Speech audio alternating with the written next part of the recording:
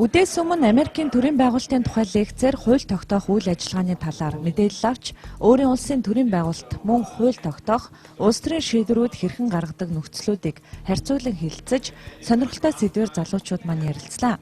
Төслийн хамтран зохион байгуулагч EBI хүрээлэнгийн урилгаар Америкийн нэгдсэн улсын Конгрессийн лобби төлөөлөгч, Сенатын ахлах зөвлөх Джон Дейсер, мөн ахлах төлөөлөгч Жереми Вудрум нар дээрх сэдвээр лекц уншиж залуучуудын сонирхсан асуултанд хариулсан юм а.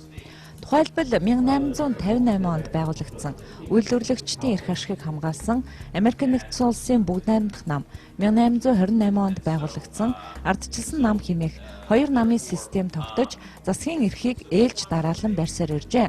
Эдгээр намын үзэл баримтлалд зарчмын ялгаа гэж үгүй боловч бүгд найрамдах нам хувийн эдийн засагт төрийн оролцоог аль болохоор хязгаарлах чиг шугам баримталдаг. Харин ардчилсан нам нь засгийн газар хувийн эдийн засгийг тодорхой хэмжээгээр удирдан зохицуулж хүн амын нийгмийн асуудалд анхаарах ёстой хэмээх үзэл баримталтай юм байна. Энэ хоёр намаас гадна төдийлөн идэвхтэй ажилдаггүй улс төрийн нөлөө багтай шинжлэлийн нам, ногооны болон социал-демократ зэрэг улс төрийн 21 нам үйл ажиллагаа явуулдаг юм байна.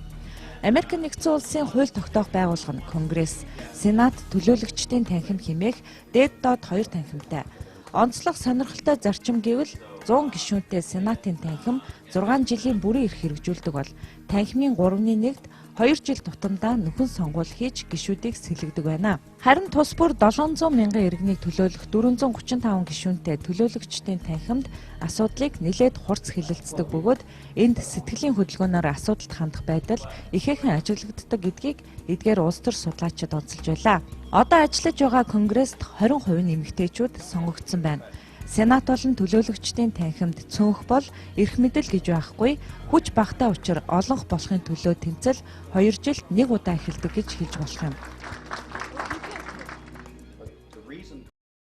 Миний бие төлөөлөгчийн танхимд 9 жил Сенатын 2 гишүүнтэй хамтарч ажилласан. Сенат бол төгс төгөлдөр зохион байгуулалт бөгөөд бусад улс орнуудтай ойлголцох, гэрээ хэлэлцээрийн үүргийг хүлээдэг. Америкийн нэгдсэн улсад хууль батлах үйл ажиллагаа маш хүнд бөгөөд хариуцлагатай, алдах эрхгүй үйл ажиллагаа юм а. Сенатад олонхын судал авсан нам цөөхөн саналд нийцэх гэрээ хэлэлцээр хийх шаардлагатай болдог. Асуудлыг хэлэлцэх процесс удаан үргэлжилдэг. Америкт эрх ашигын бүлгүүд батлагдахаар хэлэлцэгдэж байгаа хуульд хэрхэн хандаж байгаа байр сууриа илэрхийлж, мэргэжлийн лоббистуудаар Сенатад саналаа хүргүүлдэг. Шинээр батлагдаж байгаа хуулийн заалтууд үндсэн хуультай зөрчилдөх тохиолдол бий. Шинээр хууль батлах эсвэл шүүхийн шийдвэрээр засаж залруулдаг. Улс төрчин манлайлагч төслийн оролцогч залуусын хувьд Америкийн улс төрчид Сенат төлөөлөгчийн танхимын гишүүдийн хариуцлага хамгийн багадаа л 300 мянган хүн амыг төлөөлж байгаа гэхэд иргэд сонгогчдтойгоо хэрхэн байнгын харилцаатай байдаг. Хуралдаа суудаг эсэх, сонгуулийн сурталчилгаа, намуудын улс төрийн хандив, сонгуулийн сурталчилгааны тайлан зэргийг сонирхлоо. 1970-ад оноос хойш хоёр танхимын хурлыг зурагтаар шууд дамжуулдаг болсноор төлөөлөгчд нь санал хураалтаас босод тохиолдолд хуралдаа биечлэн оролцохгүй байх боломжтой болжээ. Гэвч энэ нь сонгогчдынхаа итгэлийг алдаж, ажлаа тасалж буй хэрэг биш. Сонгогчдтойгоо хийх уулзалтыг зохион байгуулж, кампанид ажилдаа анхаардгийг ч багш нар нь онцоллоо. Америкт сонгуулийн хандив гэж хувь хүнээс $2600 ихгүй, улс төрийн байгууллагаас $5000 мөн ихгүй хандив авахыг хуулиар зөвшөөрчээ. Сонгуулийн кампанид ажлын хандивын мөнгөний тайлангаа худал гаргасан тохиолдолд хуулийн хариуцлага хүлээж, ахин нэр дэвших, сонгогдох боломжгүй болдго юм байна.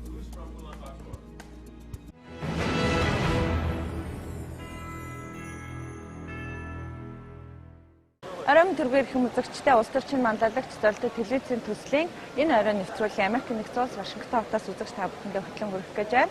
За улс төрчин манлайлагч зорилттой телевизийн төслийн маань 30 оролцогч өнөөдрийн хичээлээ өндөрлөд үдээс хойш халдын ёсны аяллаа эхэлж байна. Яг одоо бид Капитол ордонд хүрэлцээрээд байна. Тэгэхээр бид нар үдээс өмнөх хичээл дээр болохоор яг төлөөлөгчдийн танхим, за мөн одоо Сенатын танхим хэрхэн ажилдаг, за хууль яаж батлагддаг тухай үтсэн байгаа. Өөрөөр хэлбэл онлын хичээлийг бол бид нар үзэж Монголтой харьцуулж ярьсан байгаа. Харин одоо практик дээр буюу яг одоогийн байдлаар хууль яаж батлагдж байгаа тухай бид нар яг бодитоор нь үзэх, за туршлага судлах энэ боломж бүрдэж байна.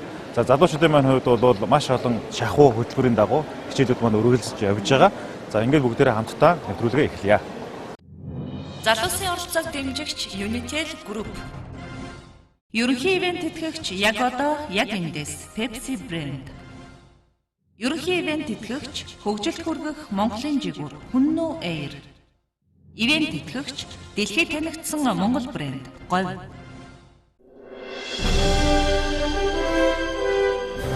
Улс төрд шинэ манлайлагч зорилт телевизийн төслийн шилдэг оролцогч Агван дуржийн Батчимэг.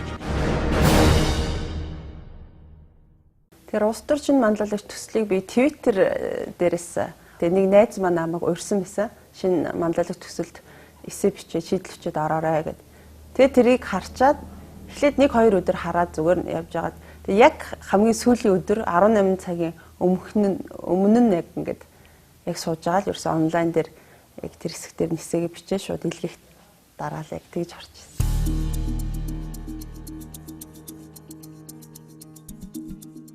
Нийгэмд их хүмүүсийн ухамсар ямар хэмжээнд байна? Түүнээс улс орны хөгжил шууд хамаардаг. Тиймээс ихэнд хийх ёстой зүйл бол иргэдийнхээ ухамсарын төвшинг дээшлүүлэх хэрэгтэй. Уг ажлыг хэрэгжүүлснээр нийгэмд ухамсартай иргэд бий болж, сурч, ажиллаж, амьдарч байгаа газартаа зөв нөлөө, үлгэр дуурайллыг үзүүлэн, гэрэл гээгээтэй ирээдүйг хойч үедээ өвлүүлэн өгч чадна. Тэгвэл хэрхэн хүмүүсийн ухамсарын төвшинг дээшлүүлэх вэ? Яагаад заавал тийх ёстой юм бэ гэсэн асуултууд урган гарна. Хариулт нь магадгүй хэн нэгэн эсвэл хэсэг бүлэг хүмүүс гайхалтай сайхан санаануудыг дэвшүүлэн түүнийг хэрэгжүүлж бидний амьдарч байгаа орчин үнэхээр сайхан болгоод өгье гэж бодъё. Гэтэл хэсэг хугацааны дараа тэр хийсэн бүтээн байгуулалтыг хэдхэн хүмүүс хувьдаа ашиглахын төлөө эсвэл зүгээр л буснуулан сүйтгэж устгаад байвал яах вэ? Эдгээр хүмүүс яагаад ийм сэтгэлгээтэй болов? Энэ бүхэн бидний үзэж, харж, сонсож, уншиж байгаа зүйлтэй шууд хамааралтай. Учир нь сурч боловсроогүй хүмүүс болон хүүхдүүд альва зүйлийг шууд хүлээж авдаг. Ямар нэгэн шалгуур шүүлт эсвэл олон талаас нь бодох, харах ухамсар төлөвшөлт суугаагүй байдаг. Тэр тусмаа нүдэрээ харж байгаа зүйлээ маш хурдан хүлээж авдаг. Гэтэл Монголд 100 гаруй телевизэн сувгууд үйл ажиллагаа явуулж байна. Тэдгээр сувгуудаар ямар ч хяналтгүй кинонууд гарч байдаг. Насанд хүрсэн иргэдийн 75% нь чөлөөт цагаа зурагт үзэн өнгөрүүлдэг гэсэн судалгааны дүнгээс харахад зурагтаар гарч байгаа зүйлс тэдэнд ихээр нөлөөлж болохыг харж болох юм. Тиймээс надад эх орныхоо хөгжлийн төлөө нэгэн шийдэл байна. Энэ бол олон нийтийн үзэл бодол зөв ухамсар суулгах сурталчилгааг цацах.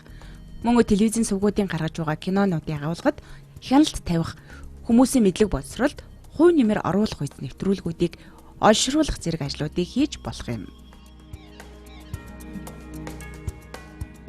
Тэгэхээр 2 дугаар шатанд би бол харьцангуй бэлтгэсэн. Тэгээ би тэр үед өөрийгөө эссе биччихэд миний дотор маш их юм явдаг байсан л да. Их орондоо ирснээс хойш энийг ингэж андцаж ингэж болдгоо юм бахтай.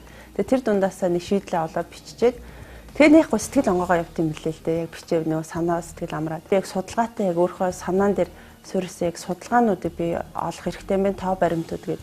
Тэгээд маш их юм уншиж судлаа. Ер нь бараг 7 хоног ер нь бэлдэж презентацийн нэлээд сайн гаргаж тэгээ 2 дугаар шатандаас орж исэн баг. Боловсралтай хүн болох тухай яриаггүй. Нийт даяараа хүмүүсийн ухамсарыг бүгдээрээ зөв болгоод ийм үйлдэл зөв юм байна, энэ нь буруу юм байна, ингэж болохгүй юм байна гэсэн тэр нэг мэдээг түрүүн тэр флаш моб ч гэдэг юм те яг тэр шиг тогтмол цагт ингэж цацъя гэсэн одоо би тэгэхээр энэ маань өөрөө бас бусад оронд байдаг жишээ. Жишээ нь өнөөдөр бид нар мэдэн тийм ээ iPhone-ыг өнөөдөр Samsung тэр чигт дөөрэ гатсан юм уу те яг тэр шиг өнөөдөр бусад оронд жишээ айлхийд юм байгаа учраас энийг бүгдээрээ хуулбарлаад Монголдо нутагшуулаад хэрэгжүүлэх боломжтой. Тэгээ Солонгосын Ad Council гэсэн яг ийм одоо сурталчилгаа боловсруулдаг компани өөрөө байдаг. Багаар ажиллаж байхад манай баг аюу гэдэг нэртэй баг байсан. Тэгээ манай баг бол илүү одоо тэр үед би өөрөө дотор нь байсан болооч тэр илүү тийм коллективтэй аюу тийм зөв энергитэй ч гэдэг юм уу долгион яг нэг юм ижил тийм хүмүүс ихэнх нь орцсон байсан. Хүн танд хайртай шүү гэж.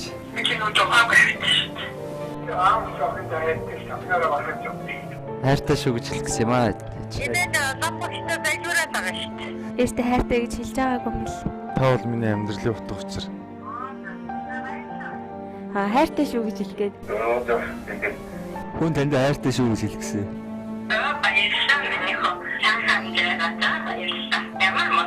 Баярлалаа. Хайртай шүү. Хүн танд хайртай шүү гэж хэлсэн. Ээжтэй их хайртай. Илүү олон жил бидэнтэйгээ хамт байгаарай. Ээж. Танд хайртай шүү. Ээжээ би танд хайртай шүү. Аав охиндоо маш их хайртай шүү.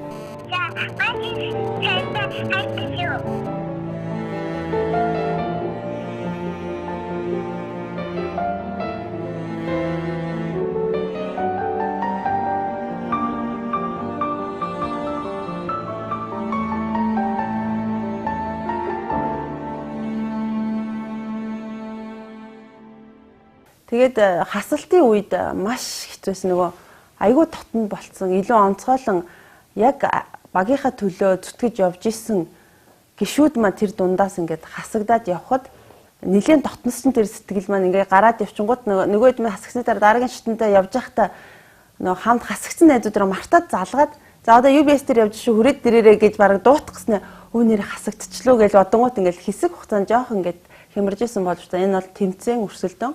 Тэгээ энэ зүйл угаасаа одоо байх нь тодорхой зүйлээгээ тэгээд аяанда ингээд дасаа тэгээд явсан маа дээ. За дахин хэлэхэд энэ бол та бүхний баг дотроос нэг нэгнийгээ үнэлж байгаа үнэлгээ шалгуур гадны ямар нэгэн нөлөө хэн нэг хүний лобби ороо гэдгийг энд байгаа аюубагийн нийт гишүүн та бүхнийг өчлөн гэрчлэх боломжтой байгаа. Төслийн хугацаанд хувийн талаас маш их зүйлийг сурж хөгжсөн. Онцгойлон миний мэрэгжилмээр өөрөө мэдээллийн технологи болохоор би ихэвчлэн 10 жил байхасаа л тоо, геометри, физик ч юм уу ихэвчлэн тооны математикийн чиглэлийн хичээлүүдийг сонгодог. Унших хичээлүүдийг аль болох арай л холоор өнгөрөөдөг. Ер нь тэгээд нийгэм улс төр гэдгээс л тийм ойр байгаагүй. Тэгээд харин энэ тэмцээнд орсны дараа би өөрөө бас айжсандаа улс төр чинь манлайлагч гэдэг нэртэй би өөрөө улс төрийн мэдлэг маань өөрөө хэр билээ, улс төрт хэр дуртай билээ гэдэг бодож жоох имижсэн боловч шилдэг эрд олгосон удирдлагын академид суралц 320 цагийн тэр хичээл удирдлагын академийн тэр мундаг багш нараар дамжуулан өөрийнхөө их хил дээр сурсан энэ сургалт энэ хичээл маань надад улс төрийн талаарх маш олон мэдлэг, маш олон онолууд, их олон суурьуудыг тавьж өгсөн.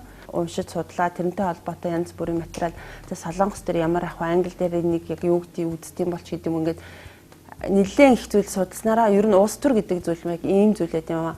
Тэг яг өөрийгөө одоо магтхан цааш инженерийн чиглэлийн хүмүүс чинь ерөөхдөө олон салбар руу хөврөх магадлал нэлээд өндөр байд юм байна. Тогтсон шинжлэх тогтмол юм онлайн юм ингээд ойлгоод авахд илүү төхөн байсан л да. Бидний одоо энэ хугацаанд миний сурж ирсэн янз бүрийн алгоритм том юм технологийн юмнуудыг уншиж байхыг хажуугахад тэр утгаараа улс төр талын одоо мэдлэг маш сайн суусан. За тэгээд бидний уулзаж учирж исэн хүмүүсээ мэдээж Монголдоо бас л нэртэй хүнтэй хийдгээ хийцэн энэ мундаг хүмүүстэй уулзах тэр цаг мөч маань өөрөө бидэнд маш их одоо сургамжийг өгж ирсэн. Ингэж олон залуучуудыг сэтэлжүүлж, итгэвчүүлж энэ нийгэмд өнөөдөр зөв эерэг нөлөөг үнэхээр залуу хүмүүс нэгдэхээрээ, залуу хүмүүс зүтгэхээрээ, хичээхээрээ юуг хийж чаддаг вэ гэдгийг харуулах боломжийг бас харуулж өгсөн гэж би харж байгаа. Тэгэхээр энэ бол маш талархууштай зүйл.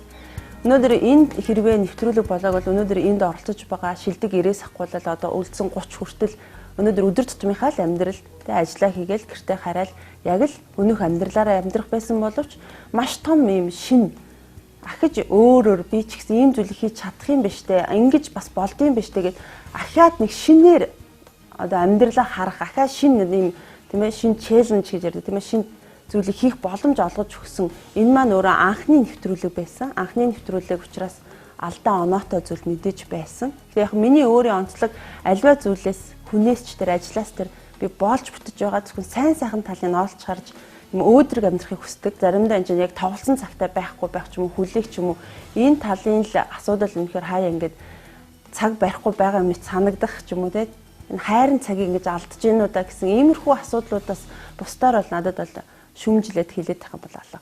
Би бол энэ сонголтонд маш сэтгэл хангалуун байгаа. Энэ сонголтыг хийсэндээ ч гэсэн үнэхээр баяртайгаа. Тэгээд альва боломжийг ашиглана гэдэг бол өөрөө маш том алхам байдаг. Боломж өдөр болгон цаг тутамд бидний өмнө байж байдаг. Харин хин тэр боломжийг ашиглан тэр хүнд амжилт болон олон сайхан ирээдүй нээгддэг гэдэг утгаараа би бол энэ төслийг сонгосондоо бол үнэхээр баяртай байгаа. Миний зүрх сэтгэл их орныхоо төлөө бүлэглэж олон сайхан боломжуудыг би харийн нутгаас орхиод их орныхоо төлөө хийж бүтэхийн төлөө энэ газар зорж ирсэн байгаа. Тэгээд миний энэ ирсэн шийдэл маань юу вэ гэхээр бид нар өөрсдийн оюун бодол ухамсартай өнөөдөр өөрчлөлт хийх цаг иржээ. Энэ өөрчлөлтийг бид нар авчирснараа бидний хөгжлийн төвшин өнөөдөр урагшилж миний Монгол улсын дайтай ус болох юм аа. Тэгээд намайг Агвандорж овогтой Батчмаг гэдгээ баярлалаа. Бид нар чинь ерөөсөн зургтыг чинь нэвтрүүлгийг үздэг болохоос нэг нэвтрүүлэг гарахын тулд ямар их хүч хөдөлмөр, ямар их цаг зав, их хүн хүч ордгийг биеэрээ мэдэрч харлаа. Тэгэхээр үнэхээр энэ нэвтрүүлэг энэ төслийн ард ямар олон хүмүүсийн хүч хөдөлмөр хөлс урсаж байгааг бол айгүй сайн ойлгож байгаа. Онцгойлон за ажлын хэсгийнхэн байна, тий ажлын албаныхан, за тэгээд энэ зураглаач нар, за сэтгүүлч нар, за тэгээ найруулагч, за тэгээ бидний ажил дээр монтажлж байгаа энэ эдгээр хүмүүстэй болохоор үнэхээр шин сэтгэлээсээ би баярлалаа гэж хэлмээр байна. Улс төрийн шинэ мондайлагч зорилт телевизийн төслийн шилдэг оролцогч Агвандоржийн Батчмаг. Хүн төлөвчтэй улс төрийн шинэ мондайлагч телевизийн зорилт төслийн шилдэг 30 оролцогчид яг 1810-аас 1859 оны хооронд Америк нэгдсэн улсын Сенатын хуралдаг байсан гэнэ түүхэн өрөөнд хүрэлцэн ирээд байна. Яг харахгүй тэгэхээр Америк нэгдсэн улсын түүхэн чухал одоо цаг үеийн шийдвэрүүдийн танхимд гарч ирсэн гэдэг утгаараа яг харахгүй орж ирэхэд бол тийм хүндэтгэлтэй мэдрэмж төрж байна. Тэгээд маш сонин зүйлийн түүхийг би сөхөж байна л да. Юу гэхээр Америкчууд яг өөрсдийнхөө энэ одоо тотем буюу шүтэн шуугаан юугаар авах вэ гэдэг маргаан болсон байна. Тэгээд Бенджамин Франклин бол засаг тэрүүлээр сонгоё их тийм их тайван амтан зарим нь болохоор энэ бүрэгдээ авъя гэдэг, дэлт бүрэгдээр авъя гэдэг. Тэгээд одоохын саналаар дэлт бүрэгдийг авсан байдаг. Харин бүрэгдийнхаа саварт юу байлгах вэ гэж бариулах вэ гэжсэн. Тэгээд Америкээс өмнөх одоо түүхэнд хамгийн хүчрхэг улсын шүтэн юу байсан бэ гингүүт эв нэгдэл олон мужи устай учраас эв нэгдлийг бэлэгдээд алангуй ихийн 5 сум ямар нэгэн байдлаар Их Британи англичуудад бол хүртсэн байсан. Түүнийг бэлэгдэж Америкийн энэ одоо төрийн шүтэнд одоо 5 сумыг атгуулсан гэдэг энийг одоо судалгааны үндсэн дээрээс Британийн Жак Ведерфорд гаргаж ирсэн байдаг бас их сонирхолтой судалгаа. За энэ түүхэн өрөөнд бид нар ингээд хурж ирээд байна.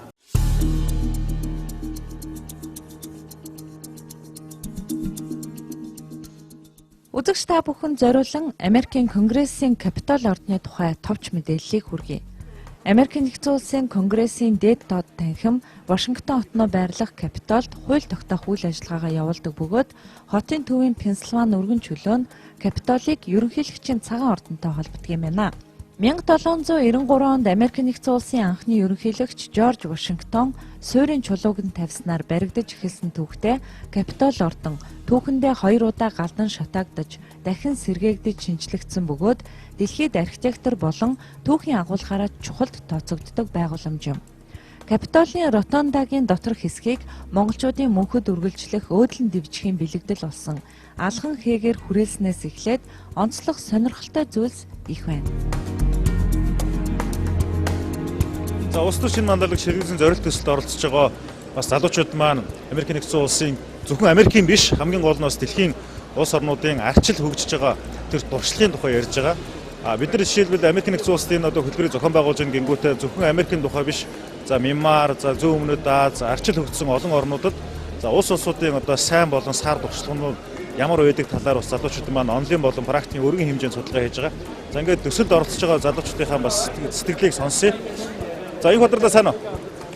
За Америкийн төлөөлөгчийн танхим одоо Конгрессийн танхимд өдөр хурж ирээд байна тийм ээ. За ерөнхийдөө онл практикийн хичээл ямар шиг юм бэ?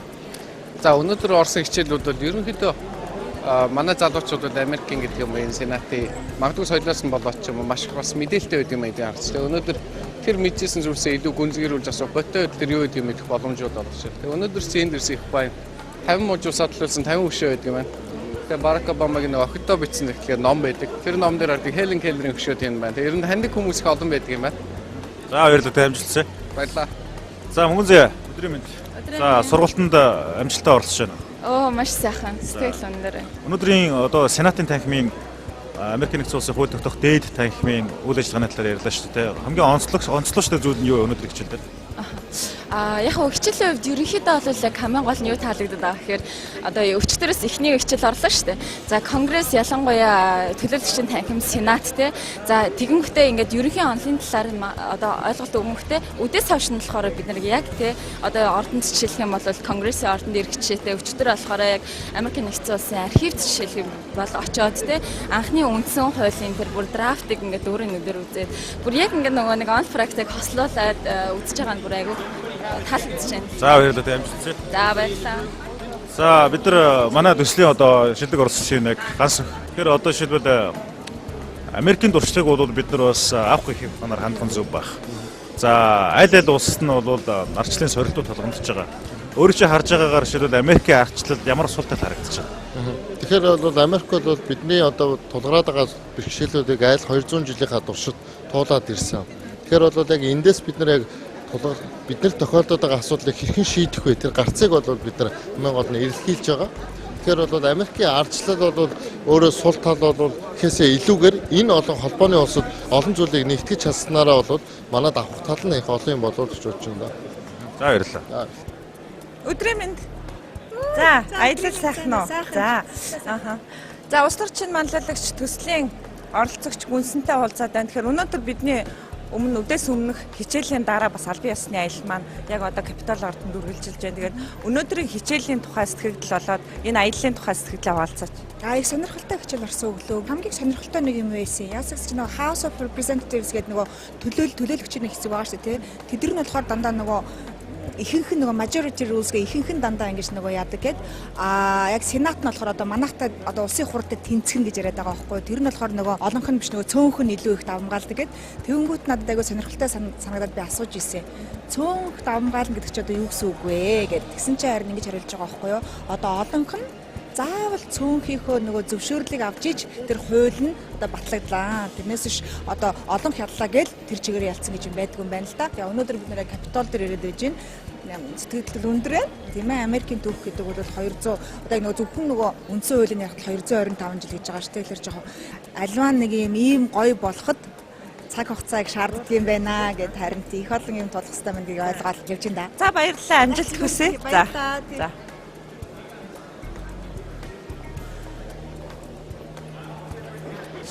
За амра төслийн үйл явц ямар ч гэсэн дараагийнхаа шат руу шилжлээ шүү дээ.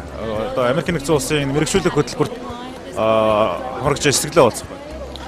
За төслийн 4 шат Америкийн нэгдсэн улсад ирээд бол тусгай хөтөлбөр хамрагж байна. Тэр манлайлалын чиглэлээр. За ер нь бол бид нэр сурах зүйл их байна. Бид нэр агуулга тал дээр их анхаарах чухал байна. За бид нар одоо Америкийн хууль тогтоох байгууллагын төвд хурж ирээд байна. Гол нь өглөө онлайн хичээл үзээд өдөөс хойш нь яг тэрийг практиктээр баталж байна те. Зөвхөн сургалтын үйл явцын талаар сэтгэл ямар байна? Ер нь их чөлөөтэй хоорондоо ярилцаад санал бодлоос ойлцоод хичээлээд явж байна. Энэ нэг таалагдчих шин. Тухайлбал тэгэл яг тодорхой кейсүүд дээр шууд асуулт асуугаад тэгээд шууд хариултад аваа явж байгаа.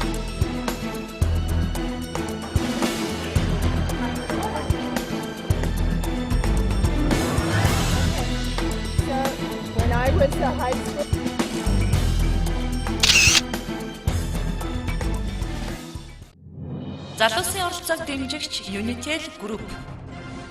Ерөнхий ивент тэтгэгч яг одоо яг эндээс Pepsi брэнд. Ерөнхий ивент тэтгэгч хөгжилд хүргэх Монголын жигүүр Хүннүү Air. Ивент тэтгэгч дэлхийд танигдсан Монгол брэнд Говь. Хотод ч сар шин өргөн дэлгэр болд юм байна. Ах нь ингээ хөдлөе дөө. За. Үгүй яха, сууж байгаарай. Хүй, агуудаа ирж байгаа. Мянгад малч байхдаа ямар бэлэг өгөх юм бэ хоёлаа. Харин баргийн тоохгүй дээ. Минийхөө бэлгэндээ явлаа. Иглээ. Хондан цагаана бэлгэлүүл ямар уу? Нэрээ тгий. Алин хааш. Хурвыны даллага болсон хондан цагаан картад идэгье. Шинэхэн гарсан Unitel-ийн картаар шинийн 8-ны дотор амжид цэнэгэл байс. Дахин арвжих давхар бэлэгтэй дандаа үржих ариун бэлэгшээлтэй юм аа. Ах маа. Гэлала. Тал дүүрэн бэлчих хондан цагаан сүргээс таалан бэлэгшээж хургтай хоньныгийг зүсэлье ахын. Сар шинийн бэлгийн карт худалдаанд гарлаа. Хундан цагаан бэлгийн картаар шинийн 1-ээс 8-ны хооронд дансаа цэнэглээд цэнэглэсэн картын нэгжээ 2 дахин арвижуулан аваарай. 10 шилгийн бэлгийн карт бүрт нэгийг бэлгэнд. Сар шиндээ сайхан шинлээрэ. Unitel Group.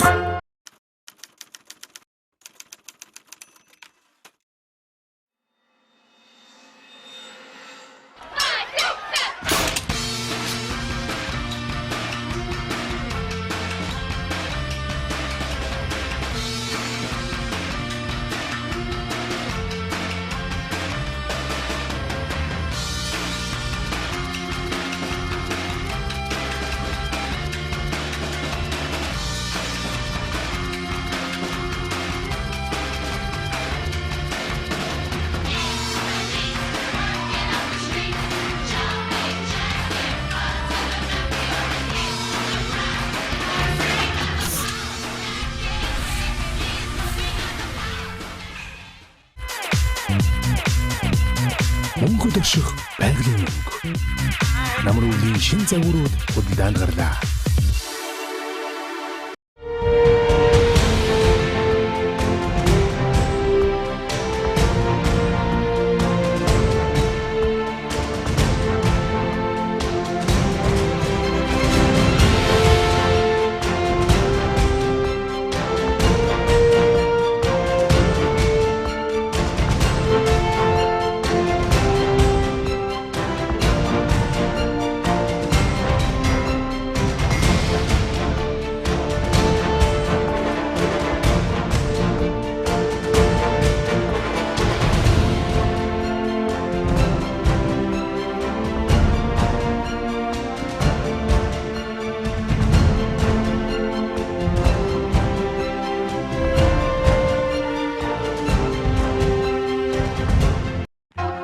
Хотод ч сар шин өргөн дэлгэр болд юм байна.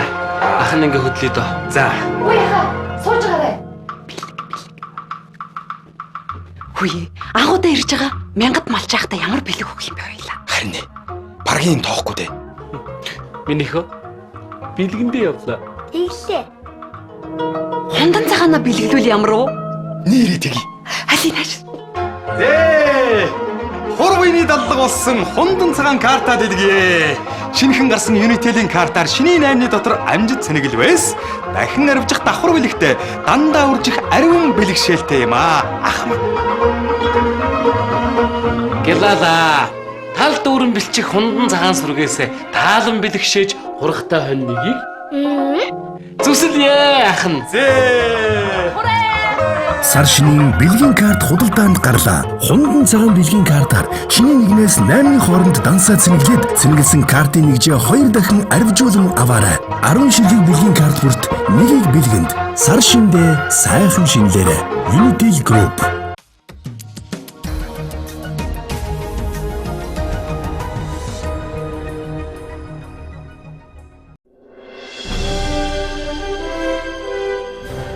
Улс төрд шин манлайлагч зорилт телевизийн төслийн шилдэг оролцогч энх тайвны тогтун.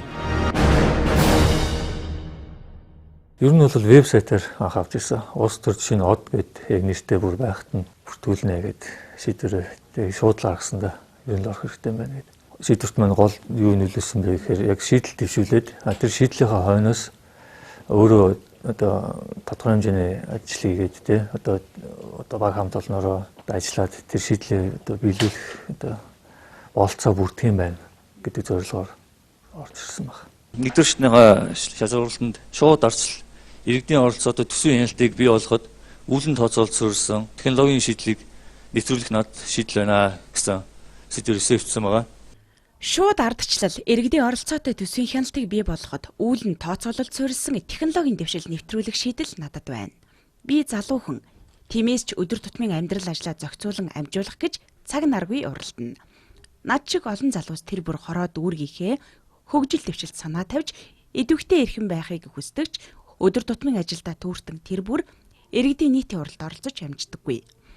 Иргэдүүд хүссэн мэдээлэлээ түргэн шуурхай цаг алдалгүй авч чадахгүй л байна.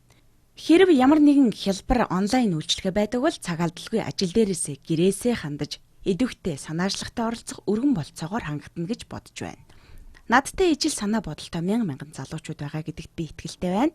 Улаанбаатар хотын өрхийн 70 орчим хувь нь интернет хэрэглэж дийлэн хүмүүс ухаалаг гар утас ашиглах болсон энэ үед технологийн дэвшлиг ашиглан шууд ардчлалын давалгааг түргэсгэх маш том боломж байна. Дэлхийн нийтэд мэдээллийн технологи маш хурдастай шинжлэгдэж байгаатай зэрэгцэн манай улсад ч гэсэн сүүлийн үеийн мэдээллийн технологийн дэвшил нэвтэрсээр байна. Үүний нэг жишээ нь үүлэн тооцооллын технологи юм. Үүлэн тооцоолол гэдэг нь иргэд хизээж хаанаас ч хүссэн үедээ интернетэд холбогдсон дурын төхөөрөмж ашиглан тухайн үйлчилгээг авч болох хамгийн сүүлийн үеийн технологийн шийдэл юм. Миний бие инх тайван хавгтай тогтун төржүүлсэн Улаанбаатар хотынхоо орсон сууга хороо сууц сүмжлэгтийн холбоо Сүхбаатар дүүргийнхээ бүтээн байгуулалтанд саналаа өгч төсвийн зохицуулалтад хяналт тавин хороо болон сууц сүмжлэгтийн холбооныхоо нийт иргэдтэй цахимаар хилцүүлэг хийж мэдээлэл солилцож хамтдаа хөгжиж дэвших тэр үе ойрхон байгаа гэдэгт итгэлтэй байна. Эсэний хадагуу шийдлээ презентацийн болгоо бэлтгэсэн байсан. Тэгээ ер нь бол нэлээд гайгүй анаас 3 шүүгч гуруулаад бүр нэлээд сонирхсон байртай ер нь хэрэгтэй шийдэл байна гэж тухайн үед үнэлэгдэжсэн да. За тэгэд миний шийдэл бол ерөөсөө бид цэг юм байна гэж онлайн портал системийг бий болгоё. За ерөөсөө иргэдийн оролцоотой төсвийн хяналтын ийм онлайн систем байх юм аа. За тэгээ үр дүн ямар үр дүн бий болох вэ гэхээр ерөөсөө энэ төсвийн нээлтод байдал бий болно. За санхүүгийн сахлах бат дээшлэн. За иргэдийн оролцоо нэмэгдэнэ. Цаг хугацаа алдахгүй бид нар шийдвэр гаргаж чадна тий. Тэгээд мэдээж дагаад хөгжил маань хурцснаа. Санаа бол надад айгүй таалагдлаа. Чиний яг хэлээд байгаа санал бол маш зөв. Яг наад ил тод төсвийн юм чи ил тод гарчих юм бол миний хороонд ийм бүтээн байгуулалт хийх юм бэ? Би энэ ажлыг санаач чимээр байна. Маш сайхан санаа. Ер нь хамгийн оргил үе бол энэ бидний хувьд бол ерөөсө багаар ажиллаж исэн. Баг хамт олноороо бүр яг гар би нэгдээд ажиллаж исэн энэ үе бол ерөөсө бидний хувьд миний хувьд ч гэсэн энэ хамгийн оргил үе байсан гэж харж байгаа. Улс төрд шинэ манлайлагч зорилт телевизийн төслийн шилдэг оролцогч энх тайвны тогтун. Ер нь одоо байгаагаас илүү боломжийг ер нь нэлээд бүр хэд 3 дахин нугалахар хэмжээний ер нь боломж байгаа юм шиг харагддаг. Бид нар бол ер нь солбогор үлбэрч гэдэг юм уу те нэг тиймэрхүү байдал дээр нь бол нэг нөлөөлөл байгаа. За яг хувь хөндөө бол нэлээд одоо өгөөжтэй боловсрал те олох тал дээр бол нэлээд өгөөжтэй байсан. Ер нь төгсөө загвал өдөрт одоо мэдлэг суулгах юмсан гэсэн одоо оролдлууд одоо тэ сургалтууд хийгдэжсэн. Энэ дээр бол нэлээд амжтай.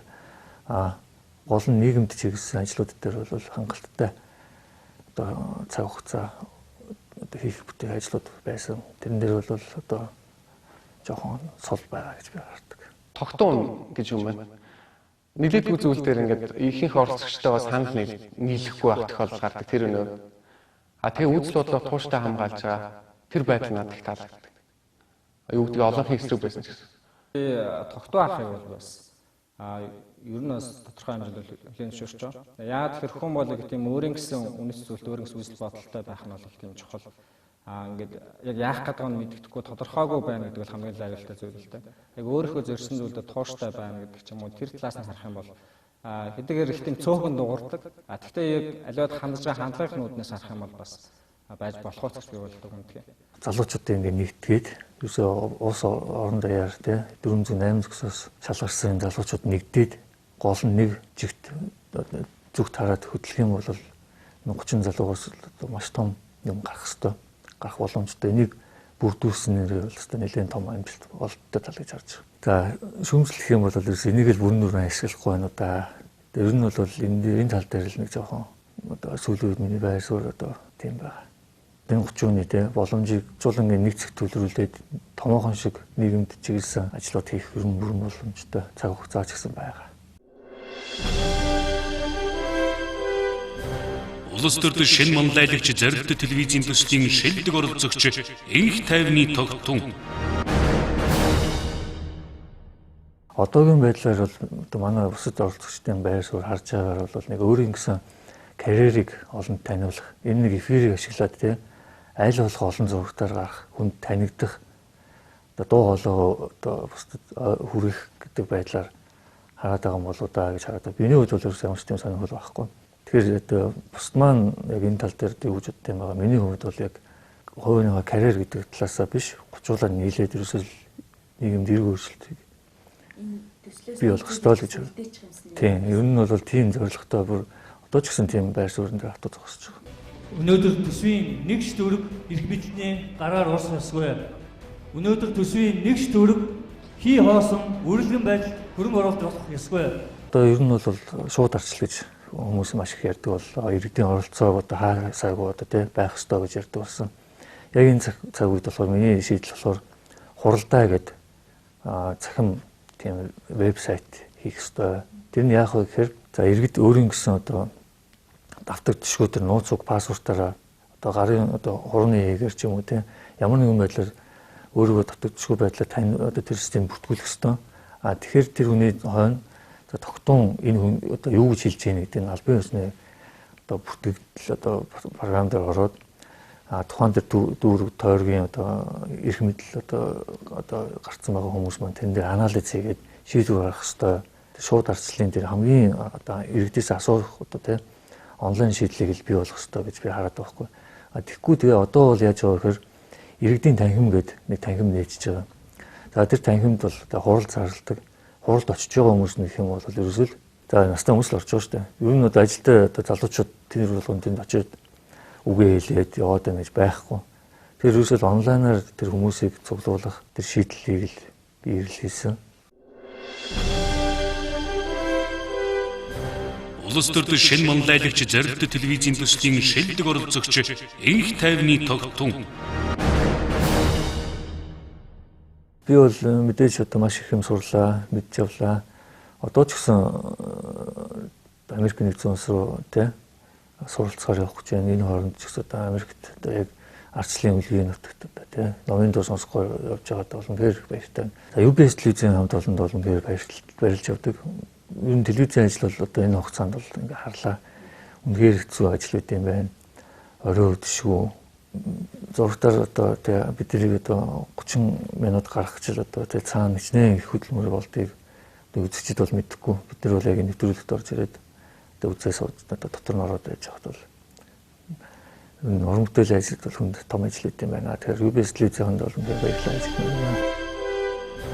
Улс төрийн шинэ манлайлагч зорилт телевизийн төслийн шилдэг оролцогч Энх тайвны тогтун. Залуусын оролцоог дэмжигч Unitel Group. Ерөнхий ивент тэтгэгч яг одоо яг эндээс Pepsi брэнд. Ерөнхий ивент тэтгэгч хөгжилд хүргэх Монголын жигүүр Хүннүү Air. Ивент тэтгэгч дэлхийд танигдсан Монгол брэнд Говь. Капитол нь Америкийн хууль тогтоох үйл ажиллагааны гол төв төдийгүй үндэсний түүх ба урлагийн бүтээлүүд бүхий гайхалтай музей гэж хэлж болно. Энд Америкийн түүхэнд гол үүрэг гүйцэтгэсэн түүхэн хүмүүс мөн муж бүрээс төлөөлөл болсон тус бүр 2 хүний баримлыг байрлуулсан байна. Иргэний дайны үед Томас Уолтерийн загвараар хагас бөмбөрцөг хүрэл оройг хийж зураач Томас Крофордын загвараар бүтээгдсэн эрх чөлөө баримлыг хагас бөмбөрцөг орой дээр 1863 онд байрлуулжээ. Дэлхийн өнцөг булан бүрээс 3.5 сая хүн жил бүр ирж Капитолийг үзэж сонирхдог гэнэ. Дэлхийд дахина Америк нэгдсэн улсын ардчлал эрх чөлөөний илэрхийлэл болсон Капитолийн цогцлборт Конгресс нь 1800 оноос үйл ажиллагаагаа эхэлсэн бөгөөд Конгрессийн танхимд ерөнхийлөгч тангараа өргөж төрийн чухал арга хэмжээнүүдийг зохион байгуулдаг юм байна.